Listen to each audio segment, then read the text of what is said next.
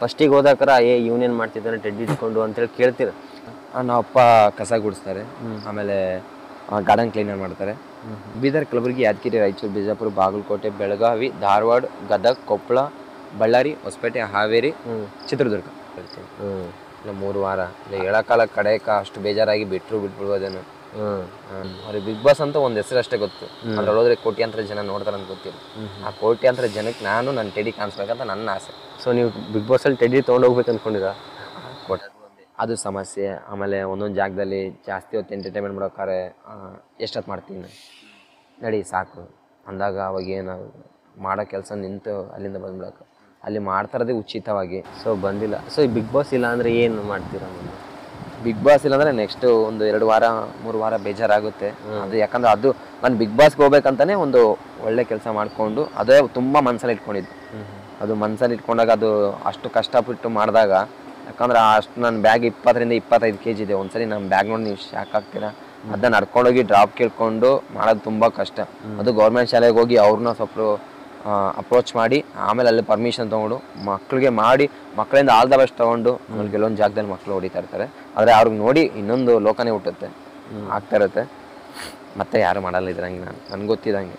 Okay, ನಿಮ್ಮಂಗೆ ಯಾರು ಮಾಡಲ್ಲ ಅನ್ಕೊಂಡಿದ್ದೀನಿ ನಾನು. ಯಾಕೆ ಮಾಡಿದ್ರು ನಾನು ಒಂದು ವೇಳೆ ಖುಷಿ ಪಡ್ತೀನಿ. ಯಾಕಂದ್ರೆ ಗೌರ್ಮೆಂಟ್ ಶಾಲೆಗೆ ಮಕ್ಳು ಖುಷಿ ಪಡ್ತಾರಲ್ಲ. ಏನಿಲ್ಲ ಗುರು, ನಾವು ಮಾಡೋದೇ ಬೇರೆ, ಬೇರೆಯವ್ರು ಮಾಡೋದೇ ಬೇರೆ. ನಮ್ಗೆ ಅವ್ರ ಕಂಪ್ಯಾರಿಸನ್ ಎಲ್ಲೂ ಇಲ್ಲ. ಅದೊಂದು ಆಗೋದು ಇಲ್ಲ. ಅದೇ ಅದೊಂದು ನನ್ನ ಕಮೆಂಟಲ್ಲಿ ತುಂಬಾ ಇದು ಮಾಡ್ತಾರೆ, ಕಂಪೇರ್ ಮಾಡ್ತಾರೆ. ಅವ್ರದ್ದು ನಾನು ಹೇಳ್ತೀನಿ, ಅವ್ರ ದೊಡ್ಡವರು ಅವ್ರಿಗೂ ನಮ್ಗೆ ಕಂಪೇರ್ ಮಾಡಬೇಡಿ. ಅವಾಗ ಕಂಪೇರ್ ಮಾಡಿದಾಗ ಏನಾಗುತ್ತೋ ನಾವೇ ಅವ್ರ ಮುಂದೆ ಚಿಕ್ಕವ್ರು ಆಗ್ತೀವಿ. ಅದಕ್ಕೆ ಆಮೇಲೆ ಕಂಪೇರ್ ಮಾಡಿಬಿಟ್ರೆ ನಾವು ಮಾಡೋ ಕೆಲಸ ಮಾಡಲ್ಲ.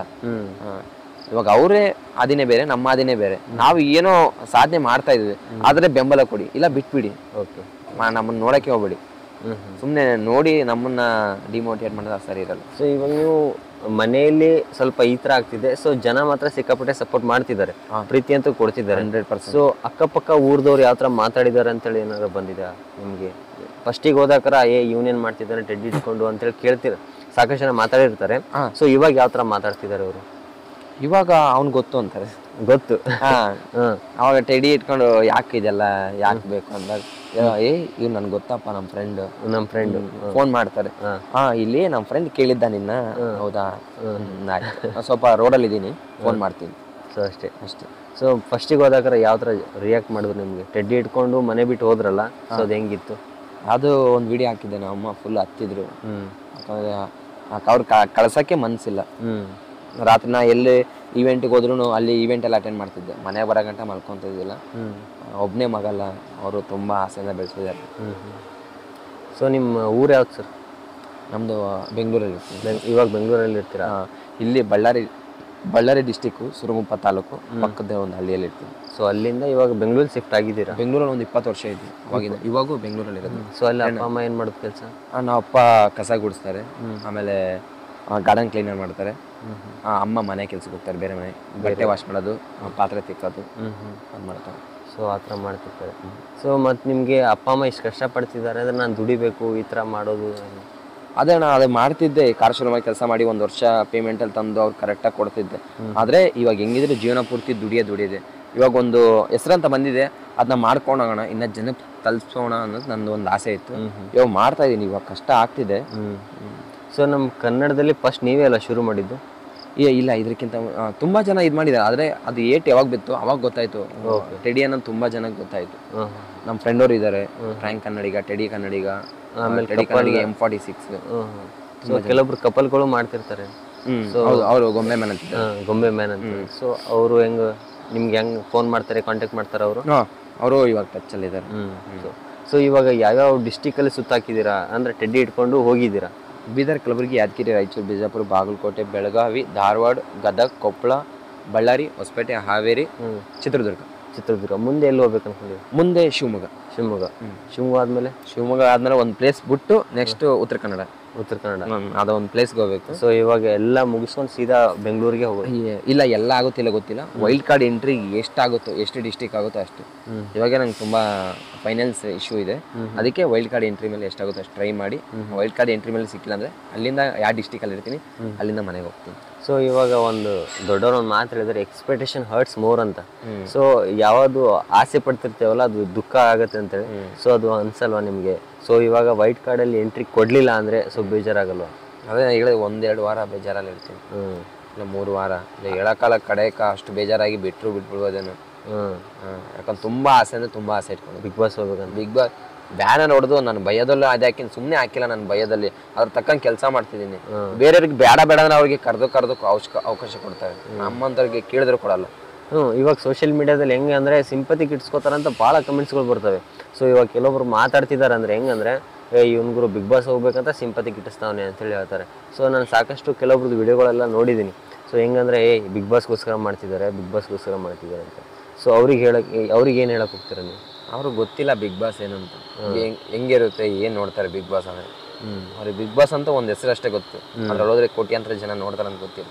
ಆ ಕೋಟ್ಯಾಂತರ ಜನಕ್ಕೆ ನನ್ನ ಟೆಡಿ ಕಾಣಿಸ್ಬೇಕಂತ ನನ್ನ ಆಸೆ. ಸೊ ನೀವು ಬಿಗ್ ಬಾಸಲ್ಲಿ ಟೆಡಿ ತೊಗೊಂಡೋಗ್ಬೇಕು ಅಂದ್ಕೊಂಡಿರ? ಕೊಟ್ಟರೆ ತೊಗೊಂಡೋಗ್ತೀನಿ, ಅದು ಇನ್ನೂ ತುಂಬ ಇಷ್ಟ. ಓಕೆ. ಸೊ ಟೆಡಿ ಅಂದರೆ ಪೂರ್ತಿ ಹಾಕೊಳಕ್ಕಾಗಲ್ಲ, ಒಂದ್ಸರಿ ವೇದಿಕೆ ಮೇಲೆ ನಿಂತ್ಕೊಂಡ್ರೆ ಸಾಕು. ಸ್ಟಾರ್ಟಿಂಗ್ ಇದು ಮಾಡ್ತಾರಲ್ಲ, ಸುದೀಪ್ ರೋಸ್ಟ್ ಮಾಡ್ತಾರಲ್ಲ, ಅವಾಗ ಹಾಕೊಂಡು ಹೋದ್ರೆ ಸಾಕು. ಸೊ ಅಲ್ಲಿಂದ ಇದು ಆಗುತ್ತೆ. ಸೊ ಬಿಗ್ ಬಾಸ್ 98 ದಿನ ಏನಾಗಿದೆ ಆ ವೇದಿಕೆ ಮೇಲೆ ಒಂದು ಚಾನ್ಸ್ ಇಲ್ಲ, ಒಂದು ದಿನ ನಾನು ಕಾಣಿಸ್ಕೊಂಡ್ರು ಅದಕ್ಕೆಲ್ಲ ಉತ್ತರ ಸಿಗುತ್ತೆ. ಓಕೆ. ಸೊ ಈ ಬಿಗ್ ಬಾಸ್ ಅಂತ ಇಷ್ಟೊಂದು ನಿಮ್ಗೆ ಆಸೆ ಹುಡ್ಸೈತಲ್ಲ ಬಿಗ್ ಬಾಸ್ ಹೋಗ್ಲೇಬೇಕಂತ. ಸೊ ಯಾವ ಮೂಮೆಂಟಿಗೆ ನಿಮಗೆ ಬಿಗ್ ಬಾಸಿಗೆ ಹೋಗ್ಬೇಕಂತ ಅನಿಸ್ತು? ಮೂಮೆಂಟಿಗೆ ಅಂದರೆ ನಾನು ಅದೇ ಫೈನಾನ್ಷಿಯಲ್ ಇಶ್ಯೂ ಬಂದಾಗ, ಫೈನಾನ್ಷಿಯಲ್ ಇಲ್ಲಾರ್ದ ನಾವು ಏನು ಮಾಡ್ಬೇಕಂದಾಗ ಸೋಷಿಯಲ್ ಮೀಡಿಯಾದಿಂದ ಹಿಂಗೆ ಕರ್ಕೊಂತಾರೆ ಅಂತ ಗೊತ್ತಾಯಿತು. ಕರ್ಕೊಂತಾರೆ ಹೆಂಗೆ ಕರ್ಕೊತಾರೆ, ನಾವು ಗೊತ್ತಿದ್ದಂಗೆ ಲಾಸ್ಟ್ ಟೈಮು 2-3 ಕರ್ಕೊಂಡ್ರು. ಅವರು ಅಷ್ಟು ಇದು ಮಾಡಿಲ್ಲ, ಬರೀ ರೀಲ್ಸ್ ಮಾಡ್ತಿದ್ರು. ನಾನು ಒಂದು ಡಿಫ್ರೆಂಟ್ ಒಳ್ಳೆ ಕೆಲಸ ಮಾಡ್ತೀನಿ, ಹಾಗೆ ಜನಕ್ಕೂ ಇಷ್ಟ ಆಗಿದ್ದೀನಿ ಅಷ್ಟೇ. ಅವರೇನೋ ನಾನು ಅಂದ್ಕೊಂಡಂಗೆ ಅಷ್ಟೇನು ಇದು ಮಾಡಿಲ್ಲ. ಆದರೂ ಅವ್ರನ್ನ ಯಾಕೆ ಕರ್ಕೊಂಡ್ರು ಗೊತ್ತಿಲ್ಲ. ಕರ್ಕೊಂಡು ಅವರು ಒಳ್ಳೆ ಕೆಲಸ ಮಾಡಿರ್ಬೋದೆಲ್ಲ ಟ್ರೋಲ್ ಆಗಿರ್ಬೋದು. ಮತ್ತೊಂದು ಇವಾಗ ಅವರು ಟ್ರೋಲ್ ಆಗಿದ್ದಾರೆ, ನಾವು ಒಂದು ಒಳ್ಳೆ ಕೆಲಸ ಮಾಡಿ ಹೋಗೋಣ ಅಂತ ನನ್ನ ಆಸೆ ಇತ್ತು. ಒಂದು ಹೆಂಗಂದರೆ ಬಿಗ್ ಬಾಸಲ್ಲಿ ಒಂದು ರೂಲ್ಸ್ ಮಾಡಿಬಿಟ್ಟಾರೇನೋ ಗೊತ್ತಿಲ್ಲ. ಸೊ ನನಗೆ ಅನ್ಸಿದ ಪ್ರಕಾರ, ಕೆಲವ್ರು ಹೇಳಿರೋ ಪ್ರಕಾರ, ಸೊ ಬಿಗ್ ಬಾಸಲ್ಲಿ ಕಾಂಟ್ರವರ್ಸಿ ಮಾಡಿದವರು ಬೇಗ ಹೋಗ್ತಾರೆ ಒಳಗೆ ಅಂತ. ಹಂಗಂದ್ರೆ ಕಾಂಟ್ರವರ್ಸಿ ನಾನು ಭಯಂಕರ ಮಾಡ್ತೀನಿ. 88 ದಿನ ನಾನು ಏನು ರಕ್ತ ಕುದೀತಿರುತ್ತೆ ಅಕಸ್ಮಾತ್. ಕಾಂಟ್ರವರ್ಸಿ ಇದಕ್ಕಿಂತ ಮುಂಚೆ ಪ್ರ್ಯಾಂಕ್ ಮಾಡ್ತಿದ್ದೆ ಅಣ್ಣ, ನಾನು ಆರಾಮಾಗಿ ಮಾತಾಡ್ತೀನಿ. ಇವಾಗ ಏನಂದರೆ ಇದು ಮೇಯ್ನ್ ಅಂದರೆ ಈ ಚಾನಲಲ್ಲಿ ಮಾತಾಡ್ತಾರೆ ಅಷ್ಟೇ. ಪ್ರ್ಯಾಂಕ್ ಕನ್ನಡಿಗ ಅನ್ನೋದು ತುಂಬ ಜನ ಇಷ್ಟಪಟ್ಟಿದ್ದಾರೆ, ಸೈಲೆಂಟು ಅಂದ್ಕೊಂಡಿದ್ದಾರೆ. ಅದಕ್ಕೆ ನಾನು ಹಂಗೆ ಹೋಗ್ತಾಯಿದ್ದೀನಿ. ನೆಕ್ಸ್ಟ್ ಇನ್ನು ನಾನು ಪ್ರ್ಯಾಂಕ್ ಚಾನಲ್ ಓಪನ್ ಮಾಡಬೇಕು. ಹಾಂ. ಸೊ ಈ ಪ್ರ್ಯಾಂಕ್ ಕನ್ನಡಿಗ ಅಂತ ಹೆಂಗೆ ಹೆಸರು? ಫಸ್ಟು ನಾನು ಪ್ರ್ಯಾಂಕ್ ಮಾಡ್ತಿದ್ದಣ್ಣ, ಅದಕ್ಕೆ ಅವಾಗ ಪ್ರ್ಯಾಂಕ್ ಕನ್ನಡಿಗ ಅಂತ ಇಟ್ಕೊಂಡಿದ್ದೆ. ನೆಕ್ಸ್ಟ್ ಪ್ರ್ಯಾಂಕ್ ಮಾಡ್ಕೊಂಡು ಹೋದೆ, ಆದರೆ ನಮ್ಮ ಟೀಮ್ ಸಿಕ್ಕಿಲ್ಲ. ಅವಾಗೂ ಒಬ್ಬನೇ ವೀಡಿಯೋಸ್ ಮಾಡ್ತಿದ್ದೆ. ಸೊ ವೀಡಿಯೋಸಲ್ಲಿ ಹೆಂಗೆ ಮಾಡ್ತೀರಾ? ಎಡಿಟ್ ಹೆಂಗೆ ಮಾಡ್ತೀರಾ? ಅಪ್ಲೋಡ್ ಯಾವಾಗ ಮಾಡ್ತೀರಾ? ಹೆಂಗೆ ಅಪ್ಲೋಡು ನೈಟ್ ಯಾವಾಗ ಎಡಿಟ್ ಆಗುತ್ತೋ, ರೀಲ್ಸಿಗೆ ಮಾತ್ರ ಬೆಳಗ್ಗೆ ಒಂದು ಸಂಜೆ ಒಂದು ಈ ಥರ, ಇಲ್ಲ ಬೆಳಗ್ಗೆ ಒಂದು ಈ ಥರ ಟೈಮ್ ಇದು ಮಾಡ್ತೀನಿ. ಸೊ ಎಷ್ಟು ಹೊತ್ತು ಒಂದು ಸ್ಕೂಲಲ್ಲಿ ಟೈಮ್ ಸ್ಪೆಂಡ್ ಮಾಡ್ತೀವಿ? 40 ನಿಮಿಷ 30 ನಿಮಿಷ. ಒಂದೇ ವಿಡಿಯೋ ಆಗುತ್ತಾ 40 ನಿಮಿಷ? ಅದು ಒಂದು ಸ್ಕೂಲ್ ಅಂದರೆ ಒಂದು ಫೋಟೋ, ಒಂದು ಸಾರೋ ಒಪಿನಿಯನ್ನು, ಇಲ್ಲ ಒಂದು ಫುಲ್ಲು ಎಂಟರ್ಟೈನ್ಮೆಂಟ್ ಮಾಡಿದ್ದು, ಈ ಥರ 3 ಸೇರಿ ಒಂದು ಪೋಸ್ಟಲ್ಲಿ ಹಾಕ್ತೀನಿ. ಸೊ ಅಷ್ಟೇ. ಅದು ಬಿಟ್ಟರೆ ಜಾಸ್ತಿ ಮಾಡಲ್ಲ. ಇತ್ತೀಚೆಗೆ ನಂದು ಒಂದು ಜಾಸ್ತಿ ಮಾಡೋದು ಎಂಟರ್ಟೈನ್ಮೆಂಟ್ ಜಾಸ್ತಿ ಮಾಡೋದು.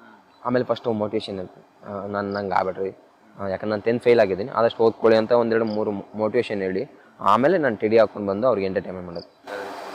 ಸೊ ಟೆಡಿ ಎಷ್ಟು ಕೆಜಿ ಭಾರ ಇರುತ್ತೆ? ಅದೊಂದು 5 kg ಇದೆ. 5 kg ಅಷ್ಟು ಭಾರ ಇರುತ್ತೆ.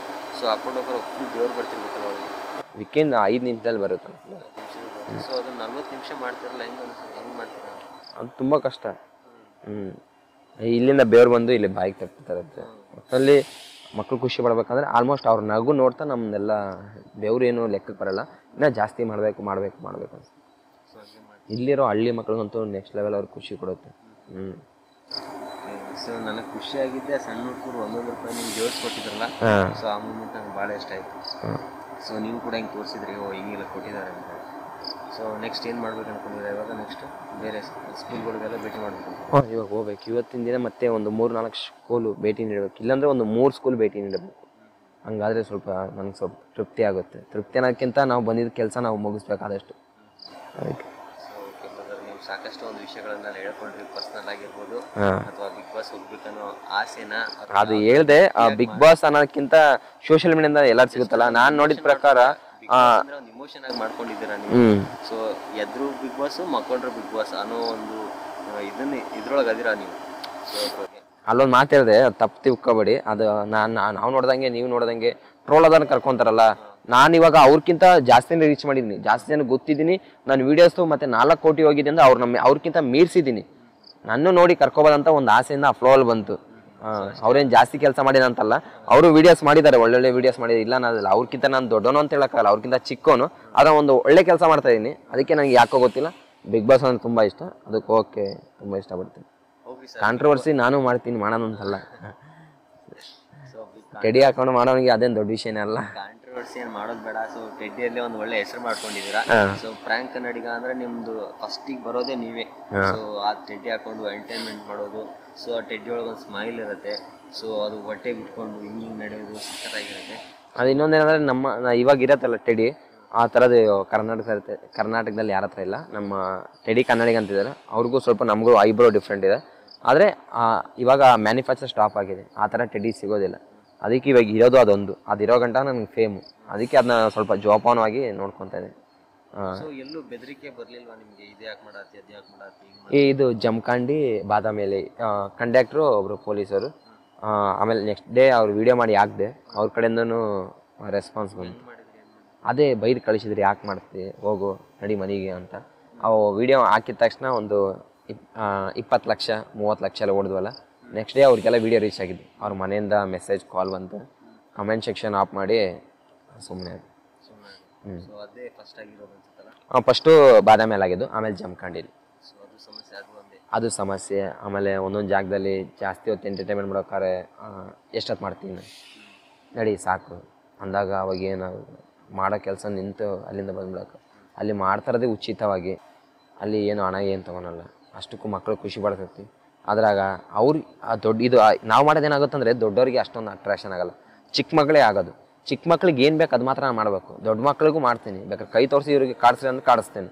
ಆದರೆ ಚಿಕ್ಕ ಮಕ್ಳಿಗೆ ಏನು ಅದು ಮಾಡ್ತೀನಿ. ಅದು ದೊಡ್ಡವ್ರು ನೋಡ್ತೀರ, ಅವ್ರಿಗೆ ಎಂಟರ್ಟೈನ್ಮೆಂಟ್ ಸಿಗುತ್ತಾನೋ ಅದು ನನಗೆ ಗೊತ್ತಿಲ್ಲ. ಒಟ್ಟು ಚಿಕ್ಕ ಮಕ್ಳಿಗೆ ಸಿಗ್ತೈತೆ ಅಷ್ಟೇ ಸಾಕು ನನಗೆ. ದೊಡ್ಡವ್ರಿಗೆ ಸಿಗೋದೇ ಬೇರೆ, ಚಿಕ್ಕ ಮಕ್ಳಿಗೆ ಸಿಗೋದೇ ಬೇರೆ. ತುಂಬ ಕಡೆ ಹಂಗಾಗಿದೆ. ಸೊ ನಿಮ್ಮ ಕಾನ್ಸೆಪ್ಟ್ ನನಗೆ ತುಂಬ ಇಷ್ಟ ಆಯ್ತು ಸರ್. ಗೌರ್ಮೆಂಟ್ ಸ್ಕೂಲಿಗೆ ಹೋಗಿ ಎಂಟರ್ಟೈನ್ಮೆಂಟ್ ಮಾಡೋದು ಅಂದರೆ ಇವಾಗ ಯೂಟ್ಯೂಬಲ್ಲೆಲ್ಲ ನೋಡ್ತಿರ್ತೀನಿ ನಾನು. ಸೊ ಪ್ರ್ಯಾಂಕ್ ಮಾಡೋದು, ಹಗ್ ಸ್ಲ್ಯಾಪು, ಅದೇ ಥರ ಸಾಕಷ್ಟು ಮಾಡ್ತಿರ್ತಾರೆ. ಮನಿ ಬೇಕೋ, ಹಗ್ ಬೇಕೋ, ಸ್ಲ್ಯಾಬ್ ಬೇಕೋ ಅಂತ ಸಿಕ್ಕಾಪಟ್ಟೆ ಮಾಡ್ತಿರ್ತಾರೆ, ಅದನ್ನೆಲ್ಲ ನೋಡ್ತಿರ್ತೀವಿ. ಬಟ್ ನಿಮ್ದೊಂದು ಕಾನ್ಸೆಪ್ಟ್ ಐತಲ್ಲ, ಸೊ ಗೌರ್ಮೆಂಟ್ ಸ್ಕೂಲಿಗೆ ಹೋಗಿ ಒಂದು ಅವ್ರಿಗೆ ಮೋಟಿವೇಶನ್ ಕೊಟ್ಟು ಸೊ ಅವ್ರಿಗೆ ಎಂಟರ್ಟೈನ್ಮೆಂಟ್ ಮಾಡ್ತಿರಲ್ಲ. ಸೊ ಅದು ಒಂದು ಕಾನ್ಸೆಪ್ಟ್ ಚೆನ್ನಾಗಿದೆ. ಸೊ ಇದೇ ಥರ ನಿಮ್ಮ ಒಂದು ಟೆಡ್ಡಿ ಜರ್ನಿನ ಮುಂದೆ ಹೋಗ್ತಾ ಇರಲಿ. ಸೊ ಬಿಗ್ ಬಾಸ್ಗೆ ಸೆಲೆಕ್ಟ್ ಆಗಿರಿ. ಸೊ ನಾವೆಲ್ಲ ವೋಟ್ ಮಾಡೋವಂಥ ಅದೃಷ್ಟ ನಮಗೂ ಸಿಗಲಿ ಅಂತ ನಾನು ಕೇಳ್ಕೊತೀನಿ ನನ್ನ ಚಾನಲಿಂದ. ಸೊ ಆದಷ್ಟು ದೊಡ್ಡ ಮಟ್ಟಿಗೆ ರೀಚ್ ಆಗಲಿ ಅಂತ ಕೇಳ್ಕೊಂಡು ಸರ್. ಸೊ ಮತ್ತು ನಿಮ್ಮ ಒಂದು ಯುವಕರಿಗೆ ಅಂದರೆ ಇವಾಗಿನ ಯುವ ಪೀಳಿಗೆಗೆ ಏನು ಹೇಳಕ್ಕೆ ಹೋಗ್ತಿದ್ದೀರಾ ಸರ್? ಲಾಸ್ಟ್ ಕ್ವಶನ್ ಯುವ ಪೀಳಿಗೆಗೆ ಏನು ಹೇಳಕ್ಕೆ ಹೋಗ್ತಿದ್ದೀರಾ? ನಾನು ಹೇಳೋದೇನೆಂದರೆ, ನನ್ನ ಅನುಭವ ಪ್ರಕಾರ ಓದೋಕ್ಕಾದರೆ ಮಾತ್ರ ಕಾಲೇಜಿಗೆ ಹೋಗ್ರಿ, ಸುಮ್ಮನೆ ಟೈಮ್ ಪಾಸ್ಗೆ ಹೋಗ್ರಿ. ಒಂದು ಬಿಸ್ನೆಸ್ ಮಾಡಿರಿ, ಇಲ್ಲ ಸೋಷಿಯಲ್ ಮೀಡಿಯಿಂದ ಒಳ್ಳೆ ರೀತಿಯಿಂದ ನಿಮಗೆ ಅಲ್ಲಿಂದ ಒಂದು ಸಪೋರ್ಟ್ ಸಿಗುತ್ತೆ. ಒಟ್ಟಲ್ಲಿ ಏನೋ ಒಂದು ಮಾಡಿರಿ, ಖಾಲಿ ಕುತ್ಕೋಬೇಡಿ. ಅವ್ರಿಗೆ ಹೇಳಷ್ಟು ದೊಡ್ಡವನಲ್ಲ. ನನ್ನ ಅನುಭವ ಪ್ರಕಾರ ಆದಷ್ಟು ಓದಂಗಿದ್ರೆ ಕಾಲೇಜಿಗೆ ಹೋಗ್ರಿ, ಇಲ್ಲಾಂದರೆ ಏನಾರು ಮಾಡಿರಿ. ಇಲ್ಲ ನಾವು ಮಾಡ್ತಾ ಇದ್ದಿಲ್ಲ ಆ ಥರ ಗೊಂಬೆ ಆಗಲಿ ನಿಮಗೆ ಡಿಫ್ರೆಂಟ್ ನನಗೆ ಗೊತ್ತಿದ್ದಂಗೆ ಇಷ್ಟು ನಾನು 98 ದಿನ ಇದು ಮಾಡಿನಲ್ಲ, ಯಾರು ಕಮ್ಮಿ ಅಲ್ಲ. ಆದರೆ ಎಲ್ಲರೂ ಚೆನ್ನಾಗಿ ಮಾಡ್ತಾರೆ. ಕೆಲವೊಂದು ಮೂಮೆಂಟು, ಕೆಲವೊಂದು ಸಮಯ ಸಂದರ್ಭ ಅವ್ರಿಗೆ ಹಂಗೆ ಇದು ಮಾಡಿದೆ. ಇವಾಗೂ ಎಷ್ಟೋ ಜನಕ್ಕೆ ಏನೋ ಮೈನಸ್ ಇದೆ, ಅದಕ್ಕೆ ಎಷ್ಟೋ ಜನ ಕಾಣ್ತಾ ಇಲ್ಲ. ಏನಿದೆ ಸರ್, ಅಷ್ಟೇನಾ? ಓಕೆ ಸರ್, ಇಲ್ಲಿಗೆ ನಮ್ಮ ಒಂದು ಸಂದರ್ಶನ ಮುಗಿಸೋಣ. ಸೊ ನಿಮ್ಮ ಬಿಗ್ ಬಾಸ್ ಜರ್ನಿ ಹೋಗ್ಬೇಕಂತಿರೋ ಆಸೆ ಕನಸು ನೆರವೇರ್ಲಿ. ಸೊ ನಾವೆಲ್ಲ ನಿಮಗೆ ಕಲರ್ಸ್ ಕನ್ನಡದಲ್ಲಿ ನೋಡಬೇಕು. ಸುದೀಪ್ ಸರ್ ಪಕ್ಕ ನಿಂತ್ಕೋಬೇಕು ನೀವು. ಸೊ ಒಂದೇ ಬೇರೆದಾದ್ರೂ ಒಂದೇ ನಿಮ್ದಾಗ್ಲಿ ಅಂತ ನಾವು ಆಸೆ ಅಂದರೆ ಒಂದು ಇಷ್ಟಪಡ್ತೀವಿ. ಸೊ ಯಾಕಂದರೆ ಒಂದು ಫ್ರಾಂಕ್ ಕನ್ನಡಿಗಾಗಿ ಸೊ ಒಂದು ಟೆಡ್ಡಿಯಿಂದ ಅಲ್ಲಿ ಹೋದರೆ ತುಂಬ ಖುಷಿ ಆಗುತ್ತೆ. ಒಂದು ಸಾಕಷ್ಟು ಜನಕ್ಕೆ ತುಂಬ ಖುಷಿ ಏನಕ್ಕೆ ಇಷ್ಟು ದಿನ ಮಾಡಿದ ಕೆಲಸಕ್ಕೆ ಒಂದು ಪ್ರತಿಫಲ ಸಿಕ್ಕಂಗಾಗುತ್ತೆ. ನಮಗೆಲ್ಲ ಎಷ್ಟೋ ಜನ ಬಾಯಿ ಮುಟ್ಸಕ್ ಅದೊಂದೇ ಕಾರಣ ನನಗೆ. ಸೊ ಬಿಗ್ ಬಾಸ್ ಅಲ್ಲಿ ಹೋಗಿದ್ದೀರಾ ಅಂದ್ರೆ ನೀವು ಎಂಟರ್ಟೈನ್ಮೆಂಟ್ ಮಾಡ್ತೀರಾ ಅಂದಂಗೆ ಅರ್ಥ. ಸೊ ಬಿಗ್ ಬಾಸ್ ಅಲ್ಲಿ ಸುಮ್ಮನೆ ಕರ್ಕೊಳ್ಳಲ್ಲ, ಒಂದು ಎಂಟರ್ಟೈನ್ಮೆಂಟ್ ಮಾಡೋರಿಗೆ ಅಥವಾ ಆ ಜನರಿಗೆ ಅವನ ಮೇಲೆ ಫೋಕಸ್ ಆದ್ರೆ ಅಷ್ಟೇ ಬಿಗ್ ಬಾಸ್ ಅಂತ ನಾನು ನೋಡಿದ್ದೀನಿ. ಸೊ ಅದೇ ಥರ ನೀವು ಒಬ್ಬ ಹೈಲೈಟ್ ಆಗಿರಿ. ಸೊ 14 ಜನ ಇರ್ತಾರಲ್ಲ ಬಿಗ್ ಬಾಸ್ ಅಲ್ಲಿ, ಸೊ 14 ಜನದೊಳಗೆ ನೀವು ಒಬ್ಬರಾಗಿರಿ. ಸೊ ನೀವೇ ಹೈಲೈಟ್ ಆಗಿರಿ ಅಂತ ನಾನು ಕೇಳ್ಕೊತೀನಿ. ವೈಲ್ಡ್ ಕಾರ್ಡಲ್ಲಿ ಎಂಟ್ರಿ ಆದ್ರೂ ಕೂಡ ಸೊ ಸುದೀಪ್ ಸರ್ ಪಕ್ಕ ನಿಮ್ಮದೇ ಒಂದು ಕೈ ಇರಲಿ ಅಂತ ನಾನು ಕೇಳ್ಕೊತೀನಿ. ಬೇರೆ ಥರ ನಾನು ಮಾಡ್ಬೋದು, ಕಿರ್ಚಿ ಅರ್ಚಿ, ಅದು ನನಗೆ ಸ್ವಲ್ಪ ಇಷ್ಟ ಆಗಲ್ಲ. ಅದು ಮಾಡೋಕ್ಕೇನು 1 ನಿಮಿಷ ಕೆಲಸ, ಮತ್ತು ಇರೋ ಹೆಸರು ಕೆಟ್ಟೋಗುತ್ತೆ. ಜನರಿಂದ ಒಳ್ಳೆ ಹೆಸರು ಬಂದಿದೆ, ಅದನ್ನೇ ಮಾಡಕ್ಕೆ ಹೋಗ್ಬಿಟ್ರೆ ನಿಮ್ಮ ಇಟ್ಟಿರುವಂಥ ಮಾರ್ಗ ಕರೆಕ್ಟ್ ಆಗಿದೆ. ಸೊ ಎಂಟರ್ಟೈನ್ಮೆಂಟ್ ಅನ್ನೋ ಫೀಲ್ಡನ್ನು ಚೂಸ್ ಮಾಡ್ಕೊಂಡಿದ್ರಲ್ಲ, ಸೊ ಇದರಲ್ಲೇ ದೊಡ್ಡ ಹೆಸರು ಮಾಡಿರಿ. ಸೊ ಬಿಗ್ ಬಾಸಿಗೆ ಇವಾಗ ಸೆಲೆಕ್ಟ್ ಆಗಲಿಲ್ಲ ಅಂದ್ರೂ ಬೇಜಾರು ಮಾಡ್ಕೊಳಕ್ಕೆ ಹೋಗ್ಬೇಡ್ರಿ. ಕರ್ನಾಟಕ ಜನತೆ ಸಿಕ್ಕಾಪಟ್ಟೆ ನಿಮಗೆ ಪ್ರೀತಿಯನ್ನು ಕೊಟ್ಟಿದ್ದಾರೆ. ಸೊ ಅದೇನ ಮತ್ತೆ ಹಂಚ್ಕೊತ ಹೋಗ್ರಿ. ಸೊ ಕರ್ನಾಟಕ ಜನತೆ ಈ ಸೀಸನ್ ಇಲ್ಲ ಅಂದರೂ ಮುಂದಿನ ಸೀಸನ್ಗಾದರೂ ನಿಮಗೆ ಹಿಡಿದೇ ಹಿಡಿತಾರೆ. ಸೊ ಬಿಗ್ ಬಾಸಿಗೆ ನೀವು ಸೆಲೆಕ್ಟ್ ಆಗೇ ಆಗ್ತೀರಾ ಅಂತೇಳಿ ನನಗೆ ಅನಿಸುತ್ತೆ. ಯಾಕಂದ್ರೆ ಇಷ್ಟು ಕಾನ್ಫಿಡೆನ್ಸ್ ಆಗಿ ಮಾತಾಡ್ತಿದ್ದೀರಾ ಅಂದರೆ ಸೊ ಎಲ್ಲೋ ಒಂದು ಕಡೆ ಪಾಸಿಟಿವ್ ಆಗಿ ಇರಲೇಬೇಕು, ಇದ್ದೇ ಇರುತ್ತೆ. ಸೊ ನಿಮ್ಮ ಜೀವನಕ್ಕೆ, ನಿಮ್ಮ ದಾರಿಗೆ ಒಳ್ಳೇದಾಗಲಿ ಸರ್ ನಿಮ್ಮ ಕಡೆಯಿಂದ. Thank you sir. ಕ್ರಿಯೇಟಿವ್ ಕಲೆಕ್ಸ್ಗೆ ಕರೆಕ್ಟ್ ಆಗಿದೆಯಾ? ಕ್ರಿಯೇಟಿವ್ ಕಲೆಕ್ಸ್ಗೆ ಚಾನಲ್, ಯೂಟ್ಯೂಬ್ ಚಾನಲ್ನ ಸಬ್ಸ್ಕ್ರೈಬ್ ಮಾಡಿ, ಹಾಗೆ ಬೆಲ್ ಐಕನ್ ಒತ್ತಿ ಆದಷ್ಟು ಇವ್ರಿಗೂ ಬೆಂಬಲ ಕೊಡಿ. ಈ ಕಮ್ಮಿ ಸಮಯದಲ್ಲಿ ನಮ್ಮ ಹತ್ರ ಬಂದು ಒಳ್ಳೆ ಮಾತುಕತೆ ಹಂಚ್ಕೊಂಡು ನಮ್ಮನ್ನು ನಿಮಗೆಲ್ಲ ತೋರಿಸಿದ್ದಾರೆ, ಇವ್ರ ಸಬ್ಸ್ಕ್ರೈಬರ್ಸ್ ತೋರಿಸಿದ್ದಾರೆ. ಥ್ಯಾಂಕ್ ಯು ಸೋ ಮಚ್ ಇವರು. ನಿಮ್ಮ ಟೈಮ್ ಕೊಟ್ಟಿದ್ರಲ್ಲ ನನಗೆ. ಟೈಮ್ ಅನ್ನಕ್ಕೆ ನಾನು ಕಲ್ಪನೆ ಅಂತಲ್ಲ, ಅಷ್ಟು ದೊಡ್ಡ ವ್ಯಕ್ತಿ ನಾನಲ್ಲ, ನಾನು ನಾರ್ಮಲ್ ಪರ್ಸನ್ನು. ಇನ್ನು ನಾವು ಮಾಡೋ ಕೆಲಸ ಇವೆ ನೋಡಿ, ನಿಮ್ಮ ಸಬ್ಸ್ಕ್ರೈಬರ್ಸ್ಗೆಲ್ಲ ತೋರಿಸಿದ್ರಲ್ಲ, ನಾನು ನಿಮಗೆ ತುಂಬ ಥ್ಯಾಂಕ್ಸ್ ಹೇಳ್ಬೇಕು. ನಮ್ಮ ಸಬ್ಸ್ಕ್ರೈಬ್ ನಿಮಗೆ ತುಂಬ ಸಪೋರ್ಟ್ ಮಾಡ್ತಾರೆ. ಸೊ ಅವರು ಸಪೋರ್ಟ್ ಮಾಡ್ತಾರೆ, ಅವರು ನೋಡ್ತಾರೆ, ಅವರು ಬಿಗ್ ಬಾಸ್ ಬರಲಿ ಅಂತ ಕಾಯ್ತಾ ಇರ್ತಾರೆ. ಸೊ ಅವರು ನಿಮ್ಗೆ ಮಾಡೇ ಮಾಡ್ತಾರೆ ಅಂತೇಳಿ ನಾನು ಆಶೆ ಪಡ್ತೀನಿ sir. Thank you so much sir. Thank you.